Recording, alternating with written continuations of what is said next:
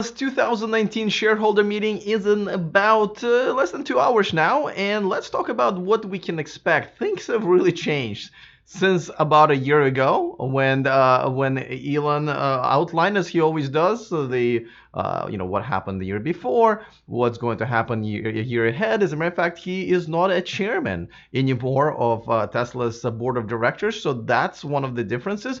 But I expect him to touch on quite a few topics. The stock obviously is down about 30% from this time last year, although it's been kind of climbing up above the $200 mark. Also, I'm going to answer some of your questions. I was supposed to have a co-host, as you know, the highest super chat, which I appreciate all super chats, of course. That's how I make a living. But the highest super chat usually gets to co-host the next live stream. But this time around, it was something interesting happened last time, right? People were in a little bit of a bidding war there, but the winner wanted to give his time, his right to co-host, to someone who was kind of almost trolling or heckling me. But I was like, yeah, let's do that. That should be entertaining. I always wanted to talk to somebody who, comes to my channel and posts some of those, trolling comments. How can you be unbiased if you're sponsored by Biden, or you hate Tesla, you're a Tesla fanboy, all of that stuff, right? So I wanted to talk to her. Unfortunately, she said that she didn't want to do it, even though she likes the channel. She just has a few disagreements with me, which actually would have been even more interesting to have a civil conversation about it. But she did not want to be on camera, so we're going to take another shot at it. But first, let's talk about the Tesla shareholder meeting and what my expectations, maybe your expectations are. All of this is coming up next.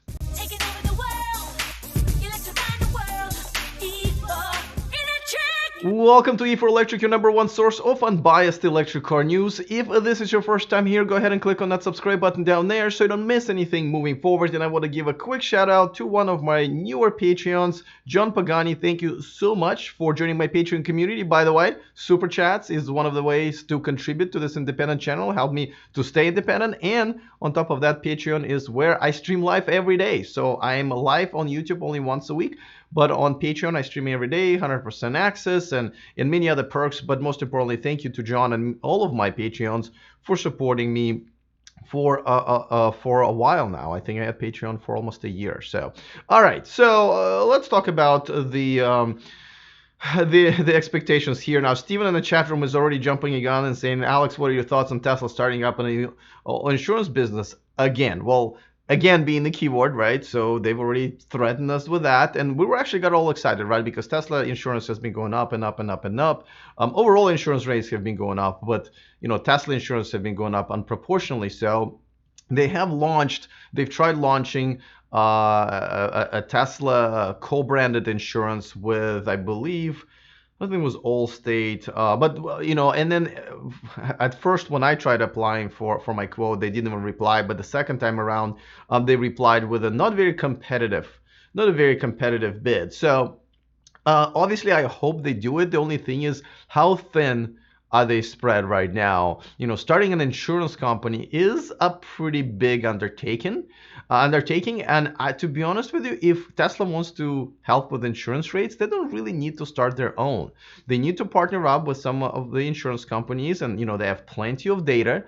So if Tesla owners may want to provide that information to insurance companies, they say, hey, I drive under the speed limit, I use autopilot and blah blah blah and all of the stuff, then the rates will go down. That would be one of the ways. But what's the best way really is to make the parts available just like any other brand. The reason the rates are so high from insurance companies is because of all the storage fees and rental car fees that they have to pay out as Tesla owners wait for their cars to just be there until the parts arrive. So actually, that would be the best way how Tesla can help with the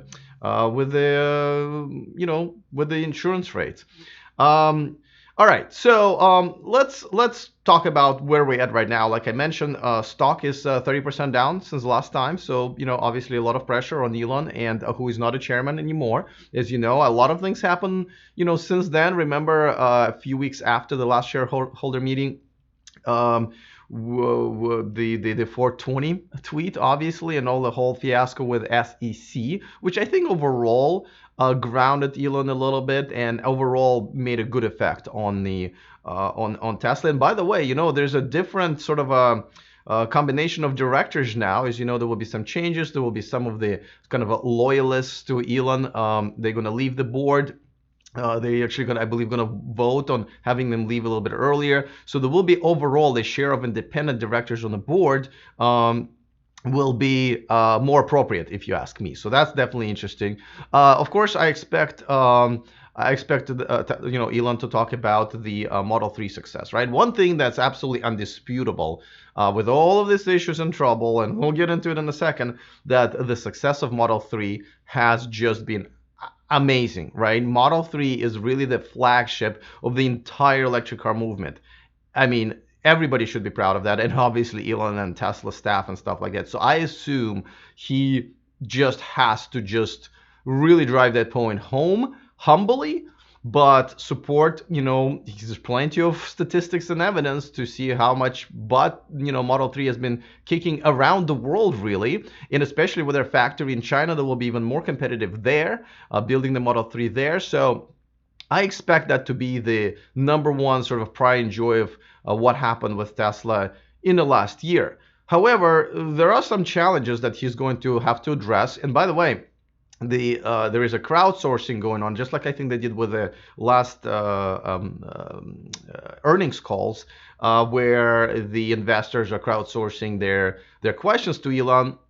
They can upvote each other, and I think the most popular questions will end up in front of Elon. And usually, this is the most exciting part, right? The question and answer.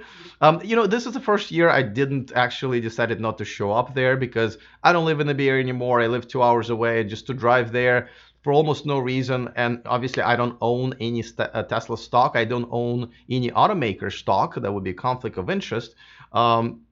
So I wouldn't even be let in or have a chance to ask a question. I'm sure Gally is going to be here and asking his questions. It will be entertaining. Now, so here's some of the challenges, some of the things that I'm assuming he's going to address. Obviously, the demand. I think the reason the stock has been going down is because of people feel the demand is going to be going down, and there's a reason. It's reasonable to assume that because Tesla had a really long reservation list for Model 3. A lot of people are kind of starting, we're just finding out about the brand from their friends, family, and so forth. They're online social media influencers. But at some point, the interest will start, going flat. I think the interest is still very high, but at the same time, there's competition, right?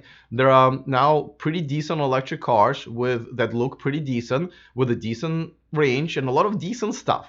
There's now competition, and as you know, the Tesla federal tax credit here in the United States has been cut in half, and is just about to be cut in half again, I believe, in another 3 weeks. So that's something to worry about for Tesla as well. So this is something that he would have to address. I remember he called a question about that boneheaded at some point because somebody asked about the quality of the reservation queue. And obviously the quality of the reservation queue is much poorer than everybody thought because, if you have 400,000 people in line, but your sales have crashed in January and February and have not recovered yet, then obviously there's a problem there because if there's an endless demand from that queue that would be coming in, Tesla shouldn't have any issues selling those cars, especially here in the US, and they are. So therefore, they say, the demand is not there from that particular queue. They'll have to address the battery supply issue. I mean, all the manufacturers are having issues with that. And Tesla, I think recently, I think it was Elon who said that if they were to make Model Y today, they would just not have enough batteries. That problem comes from Panasonic being a little bit, their battery production partner, Panasonic being very hesitant to invest more money and move forward, because Panasonic has lost some money and definitely did not make enough profits on this, pretty giant venture, which I'm sure they had hopes for, because they were ready to, supply the batteries for the Model 3, which was delayed by about a year as far as the real production numbers are concerned. So, Panasonic ended up investing the money that ended up not getting back. So they're a little bit hesitant. That story I covered a few weeks ago. But Elon will have to address the battery supply issue, because that's you can't make cars without batteries. I mean, you can, just nobody's going to buy them. Now, Model Y and the pickup truck, obviously that's something that Elon will have to talk about, because these are the upcoming projects. Model Y, where is it going to be produced? They just said it's going to be on a factory floor. I'm sure there are questions about combining the S and X. Lines, and obviously the refresh of Model S and X that's once again coming in September, October, judging by the reports. Of course, pickup truck. This is something that a lot of people are saying, hey, listen, you better get there fast, because a lot of people like Rivian and now Ford that invested into Rivian, and GM has announced the electric pickup truck. People can really beat you. And I'm not really sure if investors are that crazy about this whole unique look of the pickup truck. Elon himself said, hey, not everyone's going to like it. But investors, I better say, hey, why don't you make a truck that everybody likes it? Because you better start selling them. We're already concerned about the demand for Model 3 that everybody likes. How are you supposed to sell a pickup truck that very few people like? So I'm sure that's something that he's going to have to address. I would say robotaxis, obviously, the service robotaxi that there's going to be launched. I'm sure that there are questions there, and I think the biggest questions I'm assuming would be like, hey, I understand you believe your technology is going to be there by then, but will the regulations allow it? Right? Working with governments is important, and the governments are not going to go as fast as Tesla, obviously. So there are some questions there. Oh, I assume that Elon will brag about the autopilot. That's something that absolutely he should brag about. I've been a huge critic of autopilot ever since they switched from the Mobile to their own technology, and it just things have gone really down, and it took them 2+ years to get to the same level that Mobile technology was for the autopilot 1.0.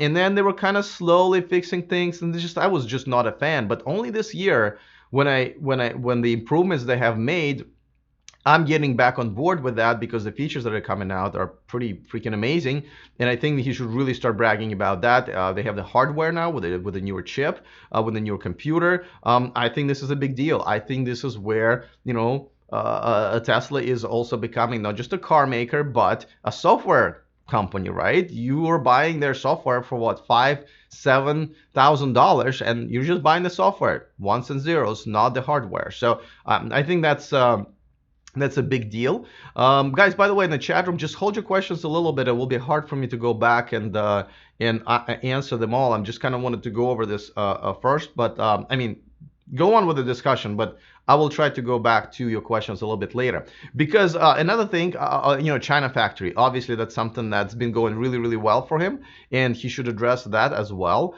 And maybe give some timelines, right? Obviously things are going better than expected there.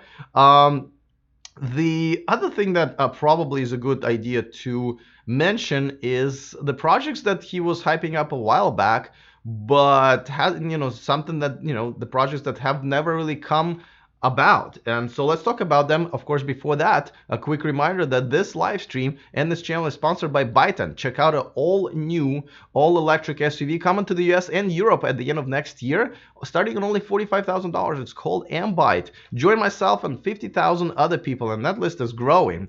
Of reservation holders, it costs zero money down to make your reservations, and I made my reservation in about 60 seconds. So you should do that as well, and there's a link in the description of that video. All right, so we're talking about the semi-truck in the Roadster, right? Highly publicized.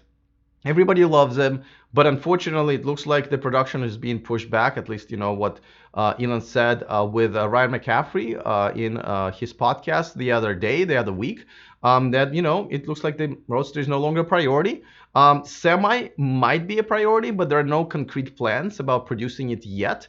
So that's something that I think shareholders would want to hear about, right? Because if you're making promises, if you're hyping up your product, they want to see how you're doing with the last time you hyped up a product. And these are good products. I mean, I'm looking forward to that. But he would probably have to address that. Okay, so now there's a big elephant in the room, and this is what I've been really excited about, but also because of that, really disappointed about it, and it's the energy products from Tesla. When Tesla bought SolarCity, I thought, oh my God, what a genius move, right? They're they're going to be not just a car company, but also an energy and infrastructure company, right? The solar roof, boom, right there. And as you know, I've filed a report back about a year ago, reporting on one of the very first solar roofs out there, and you see that video on my channel. I also did a follow-up with some of the statistics and specs that the owner of that house was kind enough to share with me and you guys. So I was excited about it. Solar roof is a big deal. Don't forget, when you put solar panels on your roof, and the roof needs to be changed in another 5 or 10 years, you have to yank out the solar batteries, put a new roof in, and then put them back on top. That increases your cost of replacing your roof. But if your roof is already the solar roof, then you basically kind of got rid of a major expense of reinstalling your solar panels. So you can also change tiles one at a time, right? Which you can't really do with solar panels. You just have to replace big chunks of solar panels. So there's so many advantages there. Of course, battery packs, right? Not only you're receiving the energy from your own solar panels, now you can store them and use them, and that's how you get the rates way down, right? You store the energy, you get the energy through the peak hours, and then you can use it during the next time peak hours and at nighttime as well. That's huge. However, we've all also heard about the fact that the Gigafactory, what are we talking about, 2, right? Gigafactory 2 in Buffalo, New York, has been producing more solar cells for Tesla competitors overseas that are selling it back to their competitors here in the United States because of the import laws and stuff like that and tariffs. Then they're selling it to Tesla. That is not good. That's a big red flag, and the Tesla products are so good, the energy products, and I mean, I'd like to know where they're at with that. And I mean, we kind of know where they're at with nowhere.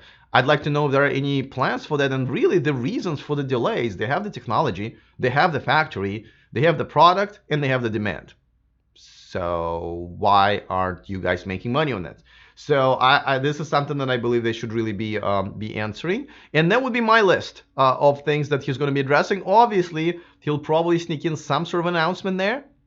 Obviously he has to be careful, but I'm sure he's double checked with his attorneys, and this is something that's probably going to be cleared. And sometimes he just says stuff that's just kind of breaking news on its own. So I'm looking forward to that. I'll be making videos based on the information that's coming out. But these are the things that I expect to come out during this call. Now, I'll start catching up with your questions in a second. I should probably take a sip of water. Man, I've been talking for 20 minutes straight. Just so much to say about this. I'm excited. I'm excited they're going to stream it live on their Tesla YouTube channel. So tune in for that. Now, let's talk about the super chats. First of all, thank you to, I don't know if there were super chats right now at all, but the highest super chat here will get an invitation to co-host, part of the next live stream. Last time, again, we had a heckler where the winner of the super chat actually donated his time to her, and I was looking forward to that. Unfortunately, that's not going to happen. I do have to say now, I mean, my viewership of this channel has increased drastically in the last few weeks. For some reason, I don't know, people are still discovering it, and so I've been getting more views, but also more trolls, and people a lot of times now questioning, even though there's a link in every video, there's a link in the description of this video, how this whole sponsorship, especially with Byton, works, and why, how in the world I'm not being bought by a brand. I think those people don't quite understand what how does advertisement work. And I wonder if the same people call like CNN and say, you have a Geico commercial, so does that mean you're not able to report on insurance companies ever? So anyway, So she was one of those people who I kind of wanted to have a conversation about something like that. I don't remember what her deal was specifically, but nevertheless, it would have been a great discussion. So unfortunately, that's not going to happen. But what is going to happen? I'm going to scroll up, and I am going to try to catch up on some of the questions. Okay, Sebastian is asking, quick question. What's your opinion on LGBTQ rights since it's Pride Month? So honestly, I'm a big supporter of LGBTQ community. But at the same time, I believe everybody should have equal rights. So no overreach. And I really think that this is a social issue that's going to be consistently sort of evolving in our community and other communities around the world. But at the same time, this is an electric car channel. So I'm a supporter, but I usually stay away from kind of political issues. But I definitely, I don't hide that I'm a supporter. So, and I know it's Pride Month.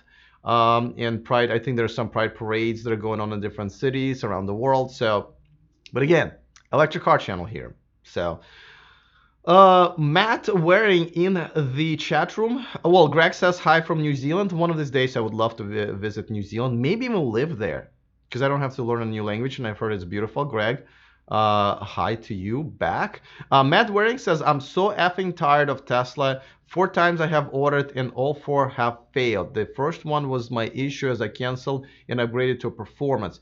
Second one, they lost in transit, and the last 2 was littered with rock chips and scratches. So, Matt, unfortunately, and I get a lot of hate for pointing this out, and I think I've done 2 videos, I think yesterday in the last 24 hours, where Tesla is really putting themselves in danger by shooting themselves in the foot. Their marketing, they don't have a marketing department really. They don't have a marketing strategy. They don't have a marketing budget, it seems. Their marketing department is people like you and me who are fans of electric cars, fans of Tesla, and we're the ones who are out there promoting it. So when you're making your marketing team hate you, that's not good marketing.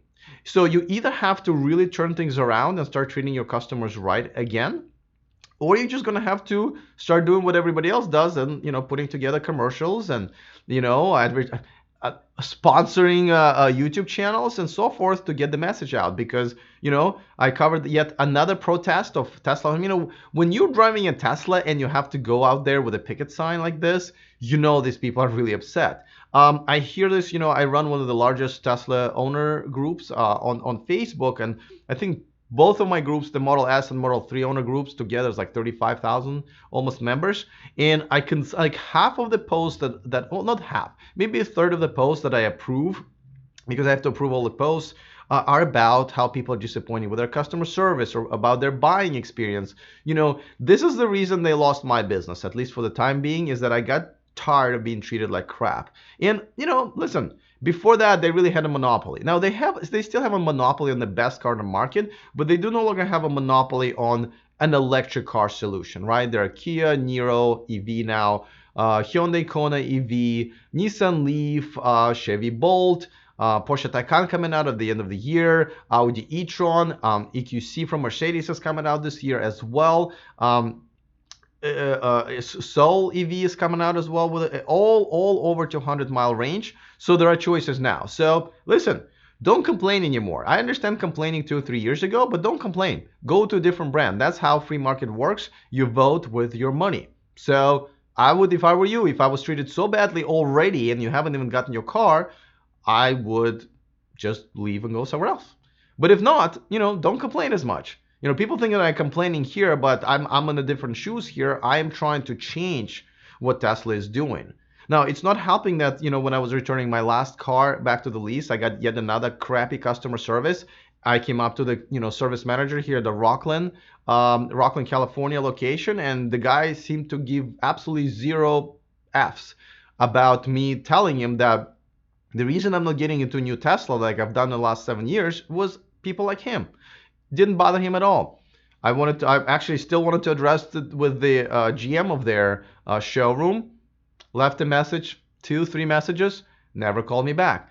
They seem to be disinterested in their crappy customer service. They seem to be disinterested in the fact that this is this is could be their biggest problem as far as demand is concerned moving forward. Maybe not right now. I think right now they're still okay, but in another year or two, when people will get fed up and their biggest fans will start leaving, I'm one of the first ones. So it's just started, and I'm getting a lot of hate for leaving the brand. But people will do it. I've already heard quite a few people saying I was gonna get a Tesla, or I have a Tesla right now, but I'm switching. So that's going to hurt them.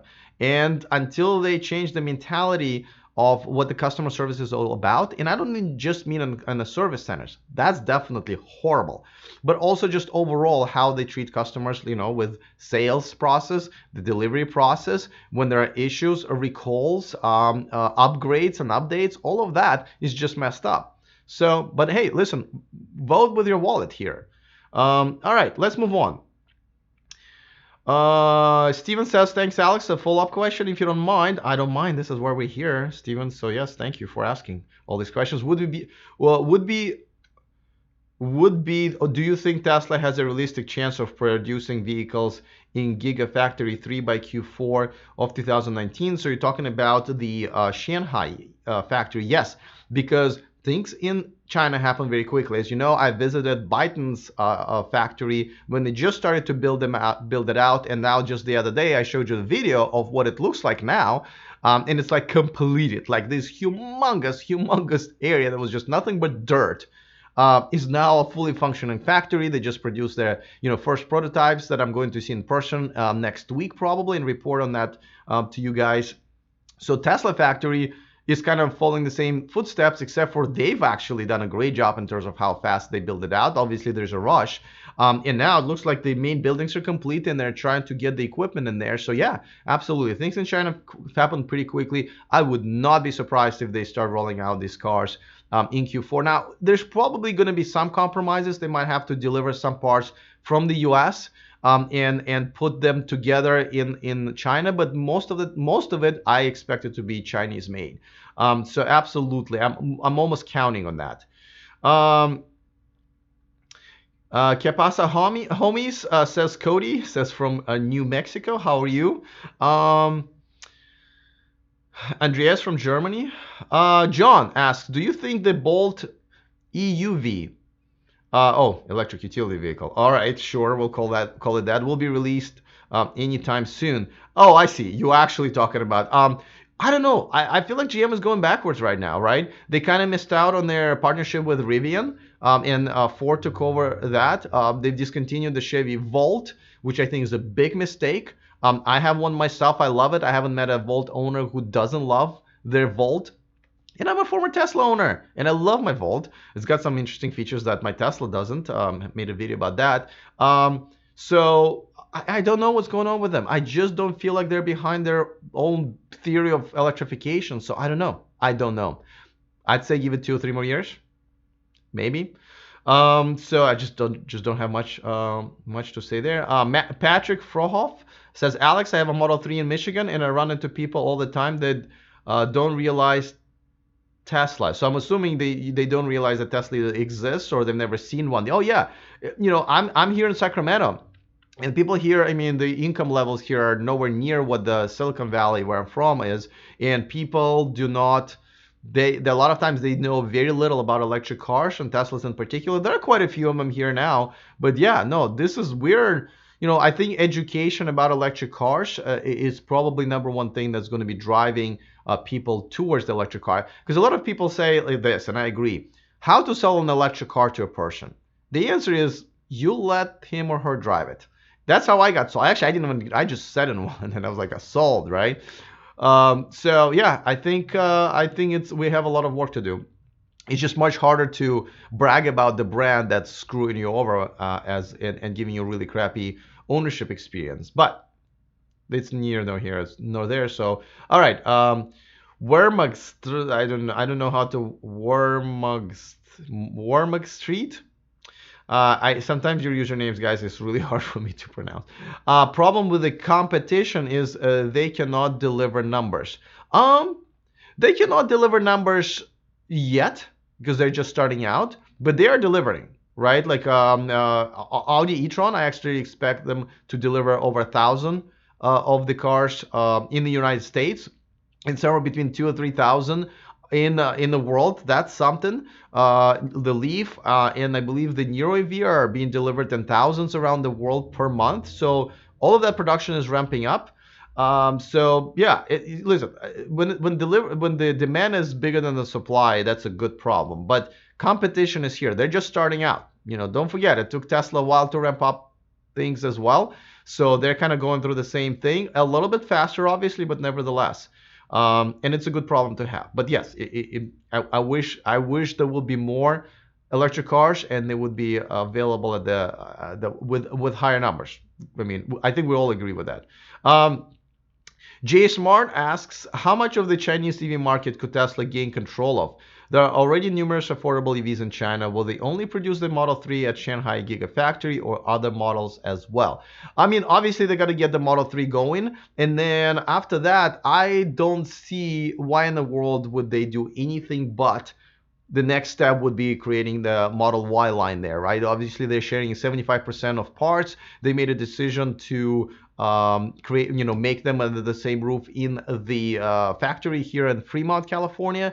I don't see how in the world they would not do that next there. Maybe after that, they will put in the Model S and Model X lines there.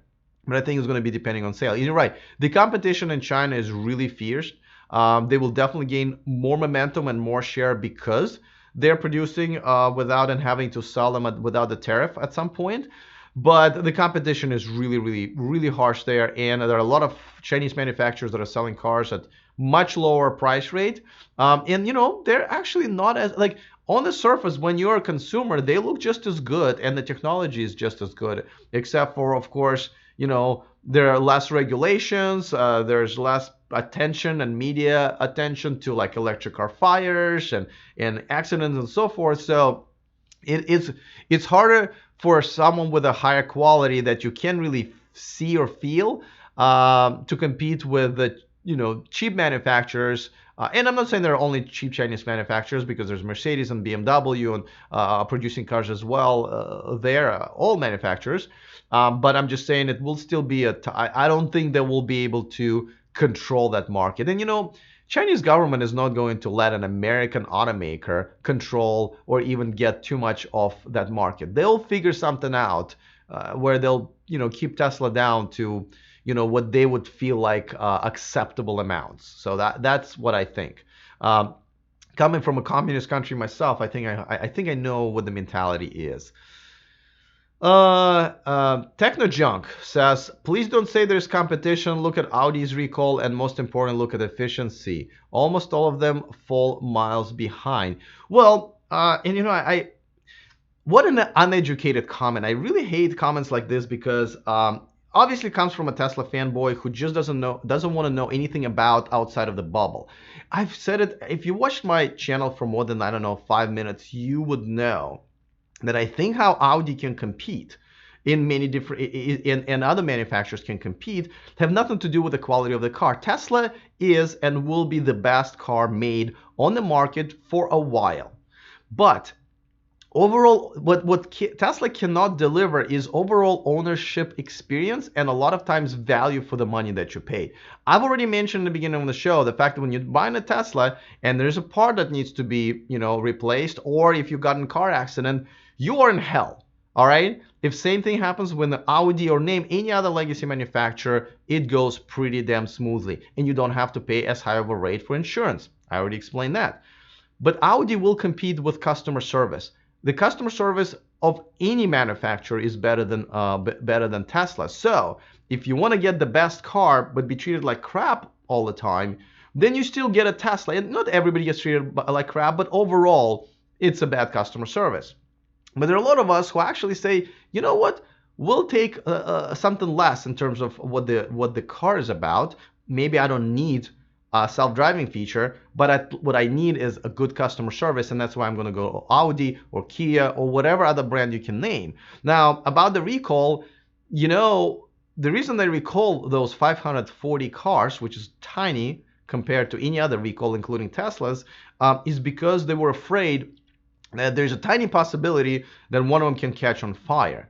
So I would say kudos to them, because Tesla obviously have not done that. Remember the very first Teslas that were catching on fire, and they were doing it because Tesla have not tested or figured out what happens when the bottom of the car hits something on the freeway on the high speed. And so when it hits it with pretty much its bare battery, it ignites the battery. And that's why there were those first Tesla fires. And as you remember, very quickly, Tesla had to retrofit all of them and do a recall on all of them to put the shield underneath the car, so when it hits something heavy, it doesn't, catch fire. So actually, kudos for the recall to Audi, not have their cars to catch on fire. I'm not saying they're doing everything perfectly. And by the way, you know what they're doing for their customers, for those 540 customers, they're doing excellent customer service. They're actually going to be picking those cars up, giving them the loaner, then throwing $800 for them just in case, because those loaners are going to be gas cars, right? So they can buy gas while their cars are being repaired and retrofitted, and whatever else. I believe these are just like Visa gift cards. And on top of them, they're throwing the Audi Care service on top of that. And if the customer already bought it, they're going to give them a full refund for that.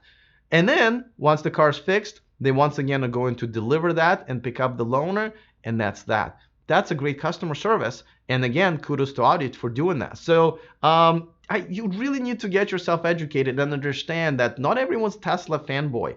We value other things. And by the way, how about build quality?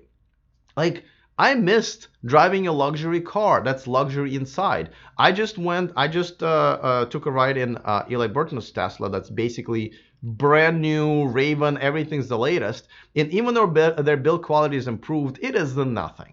It is nothing like being in a Mercedes or a BMW or Audi. If you want true luxury, Tesla is not it. And some people really do want true luxury, and then that's why they would pick a different brand. So, the build quality has improved, but it's been pretty poor throughout the first few years of Tesla making cars. So, open up your eyes and stop crapping on other manufacturers making electric cars. That will never sit well with me. I only criticize electric car CEOs, electric car CEOs or companies when they're slowing things down. But when they're actually doing a good thing, and by the way, let me address the efficiency of the battery. Let me tell you, consumers don't care. All they care is how many miles can their car go on one charge and how fast that car can charge. That's all they care about. They don't care about how efficient or not efficient the battery is. They don't care. And as long as it's over 200 miles, it's perfectly fine. That is all you need really for your daily drive. I have 40 miles on my little Volt, and I use gas like maybe once a month when I go to the Bay Area.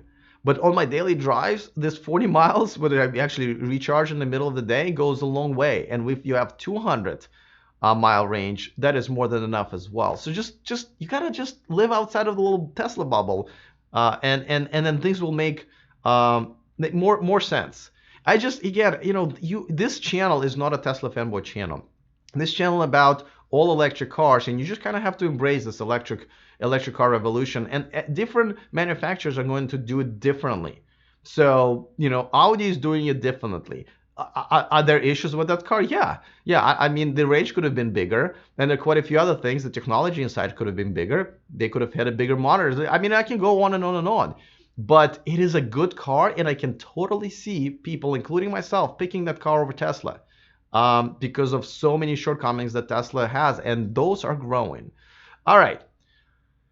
That was, I need a drink after this one. All right. Yeti says that reservation queue is for Model 3s. The sales for Model 3 is still fine. No, Yeti. The sales for Model 3 are not fine. Look at the January and February sales. They're awful. This is the biggest decline in sales. And if they had a very solid queue of people waiting to buy those cars, that should have not affected the sales, right?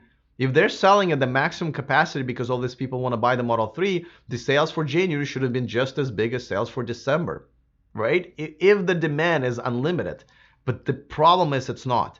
All right. God, you guys are raising my blood pressure. Okay. Hey there, says Nick Stolbeck. How are you? Steven, another question. How would you rank the top 5 EV producers today? Um, you mean like who they are? Obviously Tesla, right? Nissan, just because of the sheer number of those and the updated Nissan Leaf. Um, I will also take a Volkswagen Group in general because they're just starting to produce, but they are definitely like mounting this massive attack. And then Kia and Hyundai. I would say those five would be. I feel like I'm missing one, but I would go. I would be comfortable with those five. Um, Oh, he clarifies in terms of influence, products, potential. Potential, Volkswagen Group. They have so much money. They have a very new sort of culture that's growing inside of their brand, and they have tons and tons of that already invested in advertisement and battery production and so forth. So Volkswagen Group is definitely the biggest Tesla competitors. Then of course Tesla, and past those two, it's hard to tell. It's hard to tell because Nissan has the Leaf, but they kind of stopped at that, right? They don't have any big plans. But potential Volkswagen Group, I would say for sure. Rivian, Byton, as far as startups, those have huge upsides. My eyes are getting dry. Sorry, guys. Let's see. Let's get caught up here. Um, how does PSU Doctor 333 asks, how does Audi e-tron charge on the road without a supercharger network?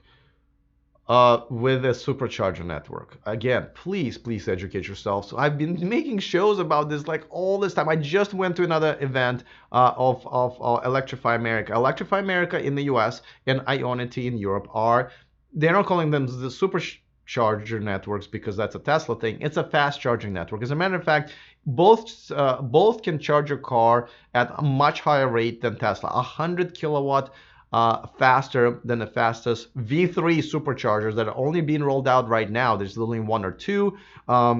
Electrify America has over 200 of them in the United States. That will more than double by the end of the year. They are pretty much now covered all the major corridors and pathways in the US. So you have a very much a fast charging network in the US. The Ionity in Europe just passed 100 locations. Obviously, it's a smaller area, so that one's just as good. Also 350 kilowatts. And that's how e-tron and any car compatible with CCS and CHAdeMO will be able to charge at those stations. And there's also EVgo and a few other ones like there's one in Europe that I really like. Their name escapes me, but there are quite a few of them now. We're living in a completely different world only like this year because of that, because of Electrify America and because of Ionity. So please subscribe to my channel if you want all of that information, because there's a lot of things that are happening. There's a reason I have this channel. There's a lot of news going on, and it's a shame that a lot of people live in this Tesla bubble and don't really know what's happening. There is a lot of things that are happening outside of that. Tria Tomic. What year do you think Tesla will expand their factories past China in the US? Well, they already have one in Netherlands. That's where the last protest was at. And obviously it would make sense to have maybe another one in Europe. So I think that's where the next one would be. But at first they need to kind of figure out what they're doing here. I mean, Gigafactory 1, I believe, is still not fully expanded. I mean, Gigafactory 2, I know they're just doing the energy products, but obviously it would be nice if everything that's produced in the Gigafactory 2 is for Tesla rather than their competitors. That's the case right now. The Dice Club says, the Dice Club is the house. Do you think all electric cars should have an unlimited package?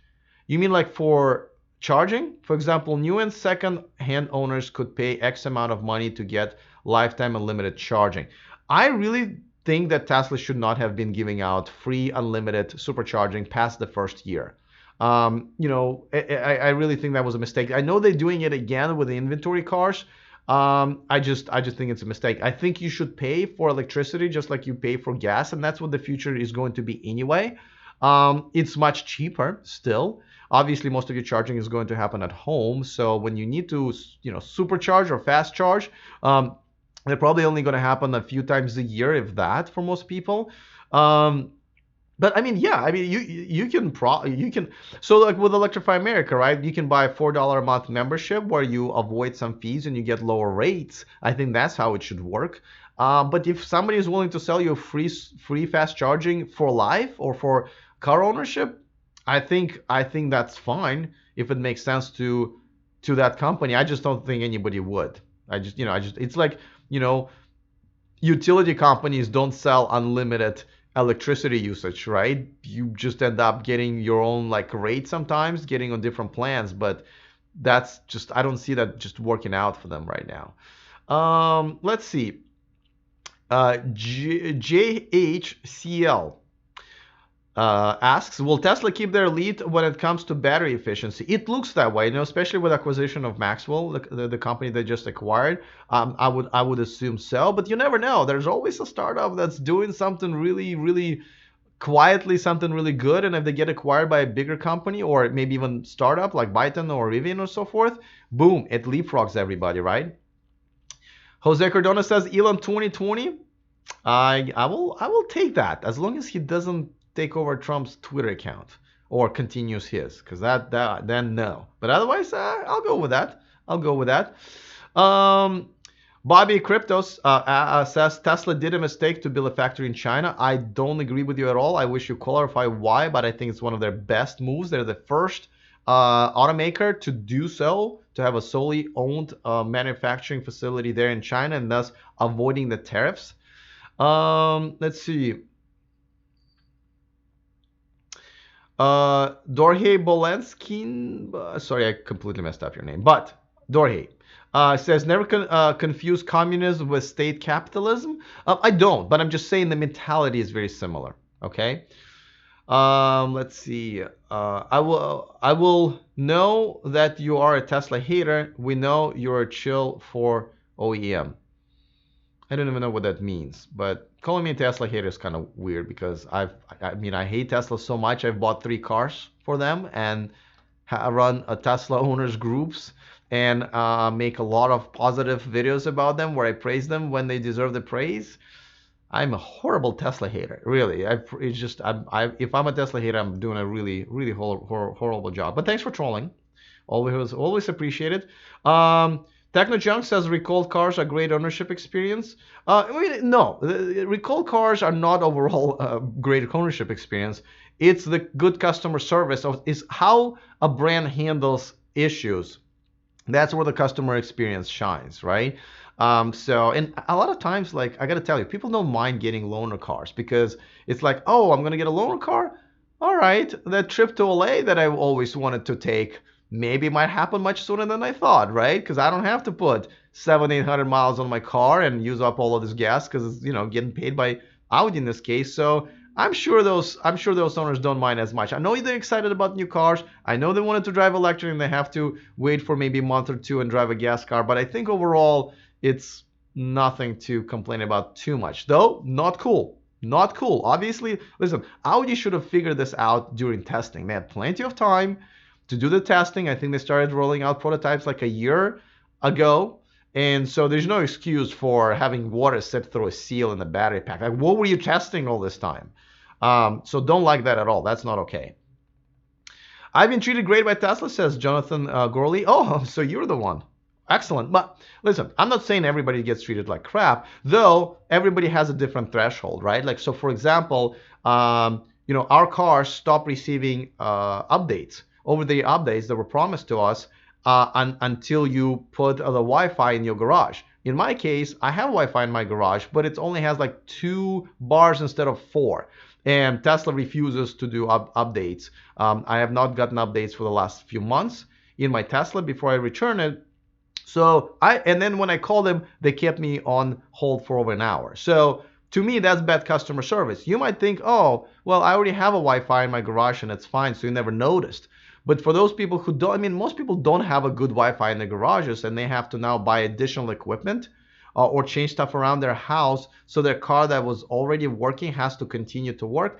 That's bad overall ownership experience. And again, things can always. I was treated by Tesla very well in the beginning as well. Listen, I hope nothing annoying happens to you like it has happened to me and many other people. I'm just saying, you know, if a customer service is bad to even every tenth of a person, that's overall considered to be bad customer service, and not letting people know that their over-the-air updates are not going to work the way they did before is bad customer service. You kind of have to agree with it. Maybe you weren't affected by it, but overall that was not a cool thing to do.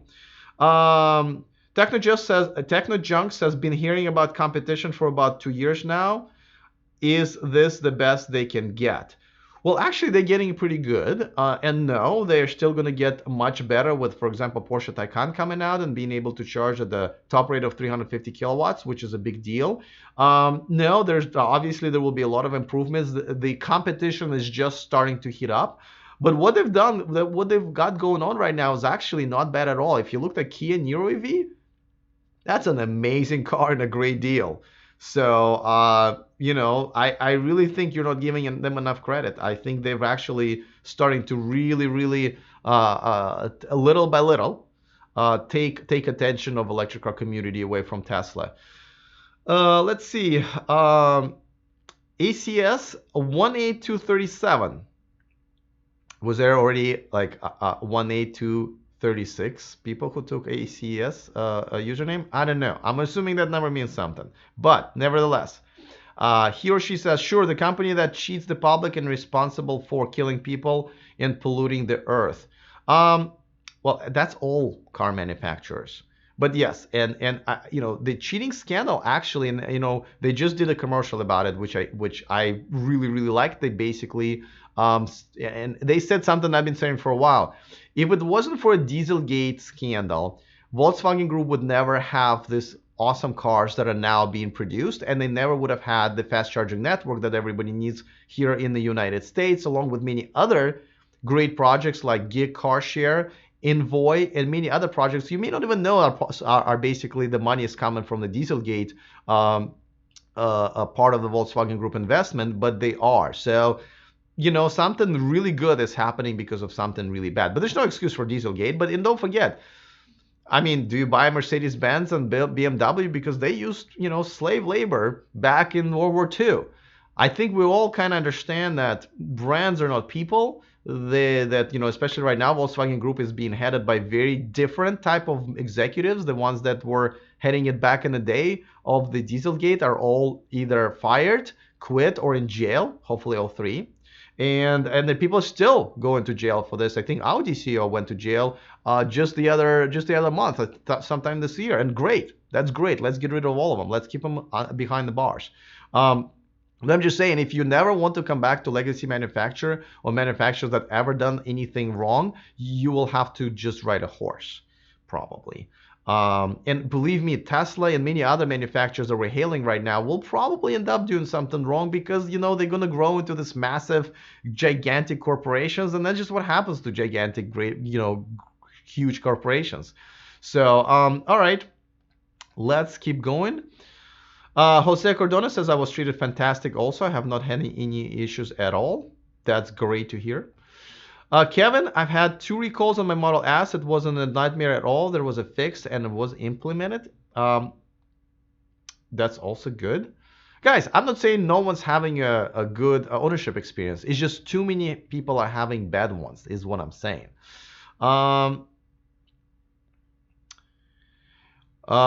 You clearly never had to deal with the service of Audi. The only thing that is really premium are their rates. And listen, I'm not saying that Audi or Mercedes or BMW will always have great service. I'm just guaranteeing you they're having a better service that I've received from Tesla. And to me, that's good enough to try them at least. I'm sure, and especially because those are dealership networks, they have different policies, they have different cultures and so forth, especially throughout the country. I've had a BMW before and their service was absolutely horrendous. I don't know what it is like right now. I'm just saying whatever it is, it will probably be better than mine, right? So I speak for myself. But the way they're handling this recall, I say that's really good customer service. Efrain Torres says, are other cars just so much heavier than Teslas? Others range just cannot compete. Would love a Volvo or an Audi. I think Tesla just has a better technology. And they also started much earlier than pretty much everybody else, maybe except for Nissan. But yeah, I mean, Tesla just had a better technology, and they will just need to catch up. Um, Robert J. Lazard says Tesla needs a recall for Wumpy wheel, but they won't do it. I think they need to recall a lot of things, excluding the door handles that keep breaking all the time. Better now, but I think they're like third or fourth generation. I would recall all of the door handles on Model S from the first 3 years. Poorly designed. Technojunk says 500 cars on the road, sir. 2 caught on fire. Actually, way more than 2, but very few. And again, I understand your point, but you're shooting yourself in the foot by not getting your facts straight. There's way more than 2 that caught on fire. Way more. I literally, my memory right now is 10. Like, just, just from my memory, and I don't keep track at all. The point that you're making is that very few. Way less than gas cars. But so far, Audi has 0 of electric cars that caught on fire. Granted, they have just started. I'm just saying they've done the right thing by preventing it, by noticing it and fixing it, unlike Tesla in the early days. Listen, here's the thing. This is where it just goes, Alex, you're a Tesla hater. Listen, this is just a fact. I'm delivering a fact that the Tesla, as a young manufacturer, struggling to get their production ramped up, trying to stay afloat, have missed something while developing a new technology. Stuff happens. I actually think that's fine. They've done a great job ramping up. Obviously, they're an amazing big brand now. I'm just saying it happened, right? And Audi has the luxury of preventing that. Just facts. You just have to accept it that it's okay. All right. Bobby Crypto says, best car made on the market. How come they don't want to be on the JD Power survey, and why Consumer Reports doesn't recommend them? Well, I think Consumer Reports has its own agenda, by the way. I've been very critical of one of their last reports that was just a horrible hack job of a report. So I'm kind of done with Consumer Reports. And then they doubled down on that with their video that contained no video of the test drive that they did, even though they had the video. Absolutely horrible. So I would not go there. Don't know much about JD Powers. I also feel like they have some political aspirations there. But here's the thing. The car is the best car on the market. It's not built that well yet. It doesn't have good customer service, hopefully, yet. But the car itself is amazing. And that's what I'm saying. Those are not mutually exclusive things,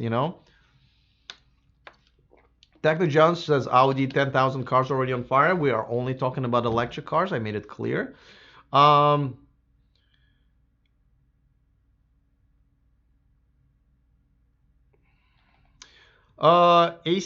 18237, borderline trolling, really. Kudos to Audi for making a crappy car, but they have a good customer service. What is it with you Tesla fanboys? Like, you guys just cannot be happy with other electric cars. Our overall goal is, and ask your supreme leader Elon Musk. He will tell you he wants all this whole thing, all of the electric cars to succeed. And by the way, he just tweeted at Audi giving them props for the e-tron. Like, what planet are you from? I know which bubble you live in, but you also live in that bubble on a different planet. He gave him kudos. Like, literally, you're just saying the opposite of what Elon Musk said.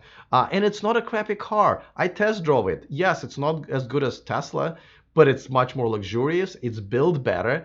It can go off-roading way better than the Model X or anything that Tesla has right now. It has some interesting technology that Tesla doesn't have right now, including 3D 360 rendering of the car, so you can be much safer in that car. I love that part. The side camera mirror is something that Tesla doesn't have. I mean, it's not a crappy car. When you're saying something like that, you're just kind of taking yourself out of the running of being a reasonable person. Not as good as Tesla, except for those few compartments. Tesla customer service is greatly improving day by day, says Alex H. I disagree, but again, how do we measure that? John says my Volt lease is up in May 2020, which is less than a year, and I'm not sure what I will be able to get in Michigan. Nero EVs is tempting, but I'm not sure if I want to deal with the out-of-state hassle. Well, I think the out-of-state hassle is when you're buying one.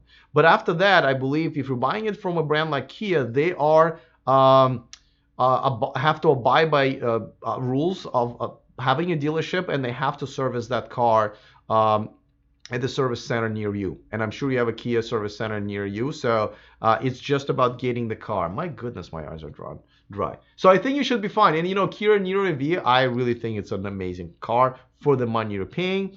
How's Volvo customer service? Ask a friend, Taurus. I don't know, never owned a Volvo. Again, I'm assuming better that I've received from Tesla. But again, you see some people say that they are very happy with Tesla service. Technojunk, by Alex's definition, make bad cars with horrible efficiency, giving you a crappy electric car experience. Okay.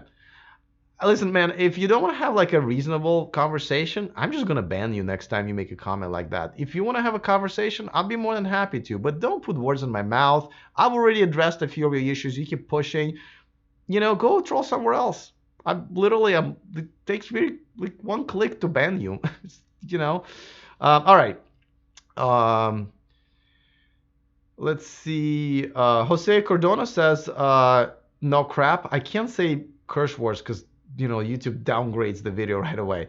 No crap. I spent countless hours dealing with Audi. The service and maintenance sucks. They completely bend you over and charge you up the yin yang. Again, I'm sure you're unhappy with Audi. I understand. I'm sorry to hear that. And I'm sure they've provided crappy service to other people. It's just I have not heard so many complaints from one particular community in terms of a proportion of unhappy people, So I'm sure Audi have provided poor service as well in the past, and they'll probably do it to some people in the future. I'm just saying overall, I would rather try them than go back to Tesla and continue being treated the way they've treated me. All right, well, I'm going to ban this guy now. So, goodbye. See how easy it is? And now you have no voice at all. We could have had a conversation. Let's live chat about and test your facts. You're crapping on Tesla, using Tesla's name you put in a video. All right. Well, okay, I warned you, so goodbye. Though, see, I wish, by the way, you would super chat at me so I could put you as a co-host next time and we can have this conversation live. I've been trying to do this for a while. If you disagree with me and if you want to have a respectful conversation about any of this, let's do this. I love a debate. And you know what? What if I am willing to be convinced otherwise? Like, I'm willing to change my opinion. I have changed my opinion about a lot of these things throughout me doing this channel for the last almost 3 years. I think changing your opinion is good. And if you think that I'm wrong about something and you can convince me on having a better opinion, then I would love to change my opinion. I'm not a guy who's stuck saying, well, I'm always right and I'm going to keep... No, please do convince me otherwise. If I'm wrong, I would like to stop being wrong and start being right. So by all means, but by trolling and calling me names and all that stuff, that's just not going to happen. You're just going to get banned like I just banned these two trolls. All right. Juan says luxury, LMAO. This guy is something else. Luxury for him having a bunch of switches and buttons. All right, I know where you got it, but I'm just going to go ahead and get rid of you as well. I think I'm just maxed out on trolling. At first, I'm willing to talk, but now you're just gone. He's being fair in his criticism, says Kevin. I think so. And again, if I'm not being fair, you can easily prove me wrong with, facts. Calling me names and just throwing general statements and stuff like that, is just not going to convince me. All right, Jose ran away. That's fine. Efrain Torres says 250 plus is a must. I think you're referring to miles. I disagree, to be honest with you. For daily driving, I think 150 miles of real range is a must. So 200 of EPA range is the minimum. Because I don't know anybody who drives that many miles a day. Just I don't. And when you go on a long trips, having an extra stop per year is not that big of a deal. My Subaru gets 300 miles per tank. Just asking for same range per tank. No, I disagree. Your tank. You recharge your tank when you are an electric car owner at home by spending about 5 seconds of plugging your car in and unplugging without having to go anywhere. The reason your fuel tank should hold as much fuel as possible is that because you have to go to a gas station and then spend 5 or 10 minutes there refueling, and it's inconvenience and it smells, and there's many other negative parts of that experience that I can probably list that you know yourself. Let's see, a little more name calling. No, because when you charge at home in your garage, 5 seconds of your time is not a big of a deal, and I only need so you only need enough miles that you can drive per day. And for most people, it is 150 miles is like way more than they would ever drive. The only reason to have a bigger battery, bigger mileage is, of course, is when you travel long distance. That's the only reason. But so I don't think it's a fair comparison, friend, between having mileage for your fuel tank and refueling at gas stations and having a range on your electric car where you recharge it overnight and it takes like a few seconds per day. There isn't a single electric car worth buying over a Tesla, says Nicholas Hunton. I disagree, but you can have your own opinion, and we both are going to vote with our wallet. I have already voted, and I'm sure you have already. Again, it's all about the ownership experience. It depends. If you're buying just a car, you don't care what surrounds it or what ownership experience you're having, then and you have unlimited or very good a budget, then yes, you can make that decision. For me, customer service, ownership experience matters a lot. JHCL says, will Tesla keep their lead when it comes to battery? Oh, I already addressed that. Let me skip a little bit because we're getting like close to the actual shareholder meeting. What is Tesla's biggest accomplishment in your opinion? I think dragging everybody, including legacy manufacturers and people like myself, out there and buying and driving electric cars and making electric cars, as far as everybody else is concerned. Big Barney says, what about the 3 to 2, 2 to 3, 5? I don't even understand the question. Sorry. Gasoline cars fires per day. Yeah, no, gasoline cars are bad. They're bad, right? They catch on fire way more than electric cars. That's what I'm saying. I'm just saying is, all right. I don't know why I don't want to repeat myself.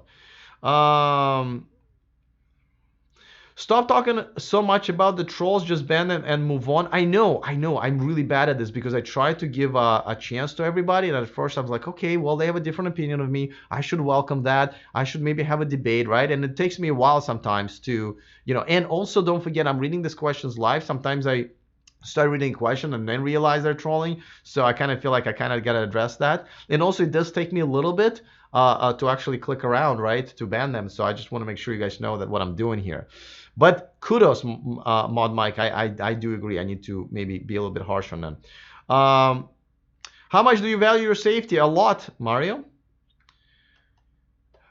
When will we get wireless car charging at home? I believe BMW and a few other car manufacturers are already doing that. I think Audi as well. So I'd say, just generally speaking, another 2 or 3 years. It's something that could be an add-on with some cars.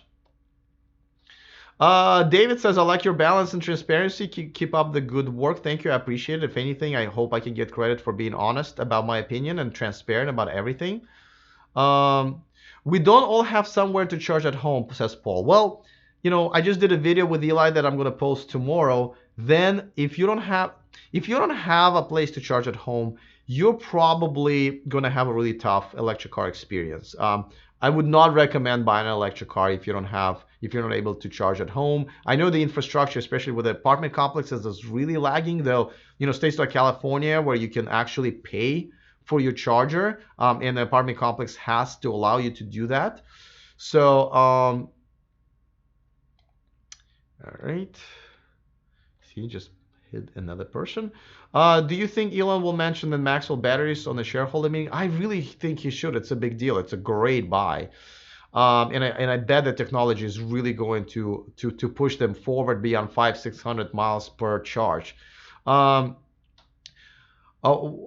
Warlord Ace says, I still want more convenient supercharger locations and faster charge times. Absolutely, I'm with you on both.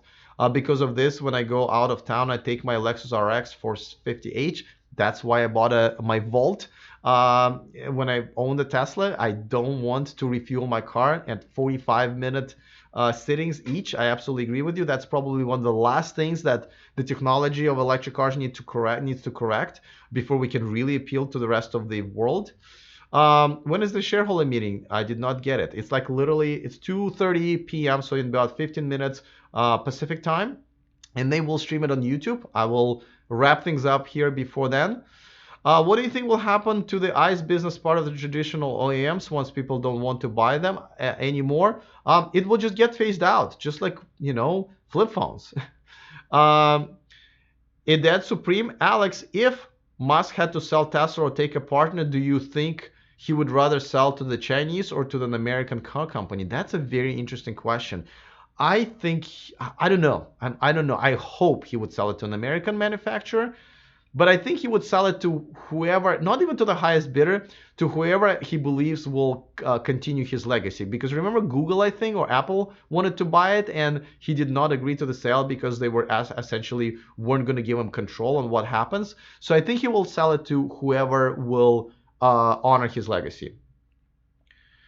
Um, EcoKid says, drive an electric car that suits your needs. See, that's all I'm saying. I absolutely agree that. I absolutely agree with that. Wireless charging, and ICE thing, a lazy driver is still not efficient enough. No, actually, Nigel, those are getting pretty efficient. Those are getting over 95% efficiency, which I think is good enough. And I know it's lazy, but I mean, at the same time, it's convenient, right? You just drive up your garage and you have to worry about it. Boom, it just starts charging. And by the way, Tesla charging is like chargers are really easy to slip in, slip out with some issues, but like I have a Volt and it's not a pleasant experience. I have to yank it out there and jam it back in. I would rather just drive over a wireless mat and be done. Um, let's see. What's your opinion on a robotic life? I don't know what that means. I don't know if it's a company, so I'm sorry I can't answer that.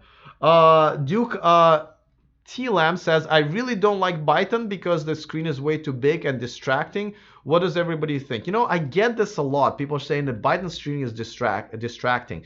I don't really understand where that's coming from.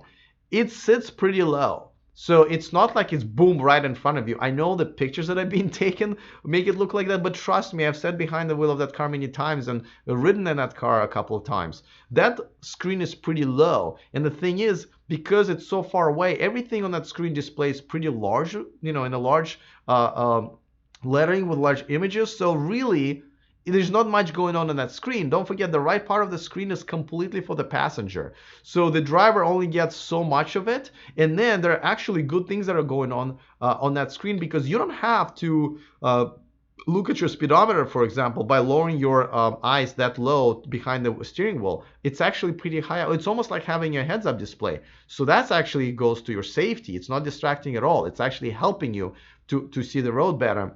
The feeds from the cameras, the side mirror cameras and the back camera are all they display the video feed over there as well. You don't have to turn around, look up and down, change your focal point almost. It's all there. So actually that screen helps you keep your eyes on the road. And don't forget, Biden is much like Tesla. They're kind of gambling on self-driving features. They have a partnership with Aurora. I think they're very proud of that, and they're going to be able to do some really interesting self-driving features as well. So it's not this again. If you sit behind that wheel, I promise you, that worry you will feel silly for asking it. I know some of the pictures to make it look more glorious look kind of that way, but it's not.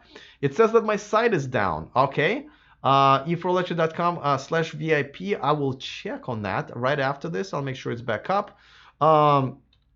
Let's see. Let me answer a couple more questions. EcoKids says, unfortunately, at this point, that the Model 3 is the best EV on the marking, taking everything into consideration, but more good EVs will eventually come.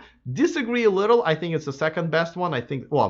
Third best one. I think the best one is Model X, then Model S, then Model 3. And again, I think everybody should buy the car that works for them.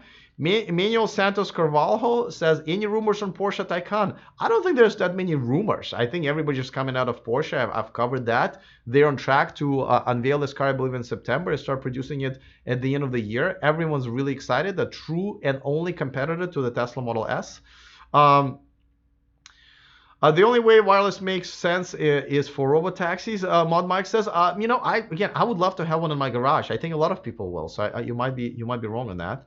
Um, how has the transition from day job to this job? Ask HC Holohan, and it will be the last question that I will answer. Because the shareholder meeting starts very soon. I gotta tell you, I had to pretty much I love what I do, right? I love what I do, but don't forget, I had a very cushy Silicon Valley job making a lot of money where I could afford having two Teslas.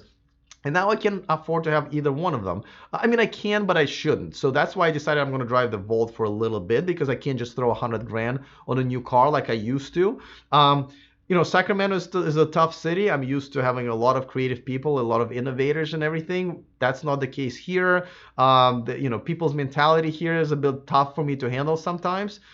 So it's been a tough transition, and having my budget, not just my personal budget, slashed by you know by 4 times really and I'm hoping to make a little bit more money as time goes on. I'll get more sponsors and hopefully Patreons and so forth.